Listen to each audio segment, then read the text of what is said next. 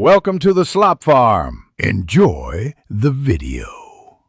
Open Live Editor from the main menu under Customize in EA FC24. Navigate to Settings, then choose Live Editor to begin. The tool lets you change players, clubs, kits, and competitions for offline play. Changes apply only locally and require a save to persist across sessions. Always backup files before editing and keep at least 3 backups on your console or PC. Backups prevent accidental loss if a change corrupts your roster or squad lineup. Select a player to open the player editor and adjust attributes with sliders. Adjust pace, shooting, passing, and physicals by typing exact numeric values. You can move players between clubs, loan them, or change positions instantly from the squad screen. Use the search and filter functions to find specific players within seconds.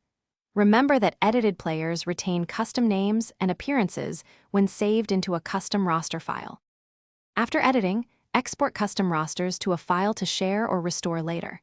Use a USB drive or cloud storage to store exported roster files safely.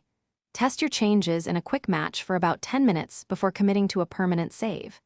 If edits cause issues, import a backup to restore the prior state immediately. Keep a simple change log noting edits, dates, and file names for easy tracking and future troubleshooting.